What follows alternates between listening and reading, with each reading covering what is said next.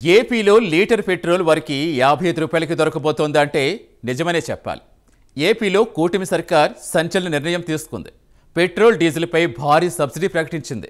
ఒకవైపు ఇంధన రేట్లు పెరుగుతుంటే ఏపీలో కూటమి సర్కార్ ఎందుకు తగ్గిస్తుంది అనే ప్రశ్న రావచ్చు.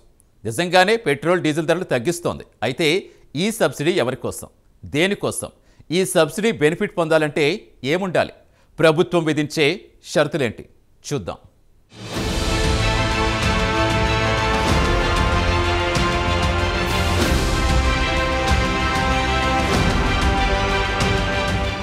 ఏపీలో పెట్రోల్ డీజిల్ ధరలు తగ్గించాలని కూటమి ప్రభుత్వం సంచలన నిర్ణయం తీసుకుంది. ఒక పక్క పెట్రోల్ డీజిల్ ధరలు భారీగా పెరుగుతున్నాయి. ఎన్నికల సమయంలో ధరలు తగ్గించినప్పటికీ మరలా పెరుగుతున్నాయి. ఇంకా భారీగా పెరిగి ప్రజలకు భారంగా మారనున్నాయి. ఈ నేపథ్యంలో ఆంధ్రప్రదేశ్ ప్రభుత్వం గుడ్ న్యూస్ చెప్పింది. వాహనదారులకు అదిరిపోయే వార్త అందించింది. ఈ ప్రకటన వల్ల ఎంతో మందికి ఉపశమనం లభించనుంది. సబ్సిడీపై పెట్రోల్ డీజిల్ను అందించేందుకు ఏపీ సర్కార్ ప్లాన్ చేస్తోంది. లీటర్ పెట్రోల్ డీజిల్ కేవలం 55 రూపాయలకే అందించనున్నట్లు ప్రకటించింది. ఈ ప్రకటన చూసి వాహనదారులు మురిసిపోతున్నారు. అయితే కండిషన్ సప్లై అండోయ్, ఈ సబ్సిడీ అందరికీ కాదు, కొందరికి మాత్రమే. ఏంటో ట్విస్ట్ అనుకుంటున్నారా?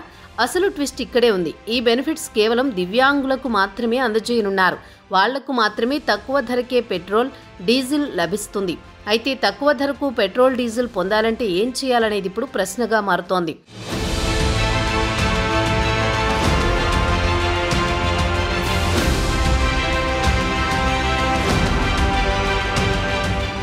దివ్యాంగులకు సబ్సిడీపై పెట్రోల్ డీజిల్ పొందాలంటే కొన్ని షరతులు విధించనుంది ప్రభుత్వం. అంతేగా మరి, లేకపోతే ఎంతైనా కొని బ్లాక్ మార్కెట్లో అమ్మే అవకాశాలుంటాయి.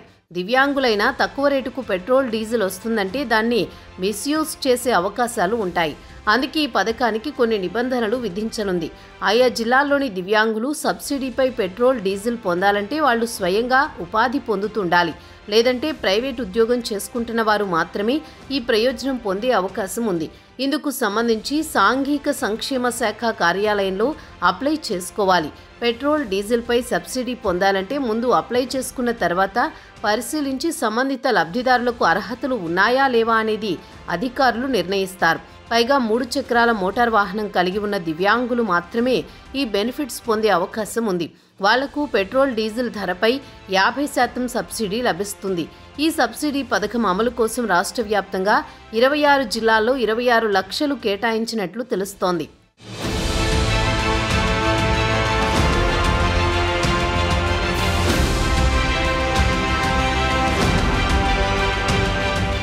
ఇదే క్రమంలో సబ్సిడీ పెట్రోల్ అనగానే పెట్రోల్ బంకుకు వెళ్లి ఎంత కావాలంటే అంత పెట్రోల్ పోయించుకోవచ్చు అనుకుంటే పొరపాటే. క్యాన్లు తీసుకువెళ్లి నింపుకోవచ్చు అనుకుంటే కుదరదు. ప్రభుత్వం ఈ సబ్సిడీ మొత్తాన్ని లబ్ధిదారుల ఖాతాలో జమ చేస్తుంది. అయితే ఈ సబ్సిడీపై కూడా కాలపరిమితి అనేది ఉంటుంది. 2HP వాహనం అయితే నెలకు 15 లీటర్ల వరకు సబ్సిడీ పొందే అవకాశం ఉంటుంది. అంతకంటే ఎక్కువ సామర్థ్యం ఉన్న వాహనం అయితే నెలకు 25 లీటర్ల వరకు మాత్రమే రాయితీ పొందేందుకు అవకాశం ఉంటుంది. అంటే ముందుగా అసలు ధరకే పెట్రోల్ కానీ డీజిల్ కానీ కొట్టించుకోవాలి. ఈ సబ్సిడీ బెనిఫిట్ పొందాలంటే కొట్టించుకున్న పెట్రోల్ డీజిల్కు సంబంధించిన బిల్లులు తప్పకుండా సమర్పించాల్సి ఉంటుంది. ఆ తర్వాత దివ్యాంగుల వ్యక్తిగత బ్యాంక్ అకౌంట్లో సబ్సిడీ సొమ్ము జమ చేస్తారు. గతంలో గ్యాస్ సబ్సిడీ మాదిరిగా అన్నమాట. ఇప్పుడు అర్థమైందా? తక్కువ ధరకు పెట్రోల్ డీజిల్ ఎవరికి ఎలా ఎంత దొరుకుతుందో. దివ్యాంగులకు ఇప్పటికే కేంద్ర ప్రభుత్వం, రాష్ట్ర ప్రభుత్వాలు అనేక రకాలుగా రాయితీలు అందిస్తున్నాయి.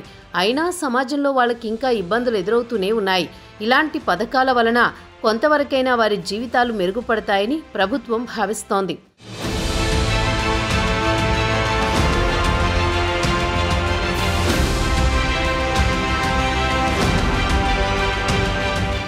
ఏపీలో కూటమి చేపడుతున్న ఈ వినూత్న పథకంపై సర్వత్రా ఆసక్తి నెలకొంది. మిగతా రాష్ట్రాలు కూడా దీనిపై దృష్టి సారించే అవకాశం ఉందని రాజకీయ విశ్లేషకులు చెబుతున్నారు. దివ్యాంగులకు ఎంత చేసినా తక్కువే. రైళ్లలోనూ బస్సుల్లోనూ సీట్ల విషయంలోనూ వారికి ఇప్పటికే రిజర్వేషన్ కల్పిస్తున్నారు. మరోవైపు ప్రభుత్వం ఉద్యోగాలలో ఎటూ రిజర్వేషన్ ఉంది. పైగా ఏపీ ప్రభుత్వం దివ్యాంగులకు నెలకు 5,000 రూపాయల పింఛనిస్తోంది. వేడి నీళ్లకు చన్నీళ్లు తోడైనట్లిప్పుడు ఈ పథకంతో దివ్యాంగులకు కొంత ఊరట లభిస్తుందని నిపుణులు అంటున్నారు. చూడాలి మరి ఈ పథకం ఎంత మేరకు ఉపయోగించుకుంటారో.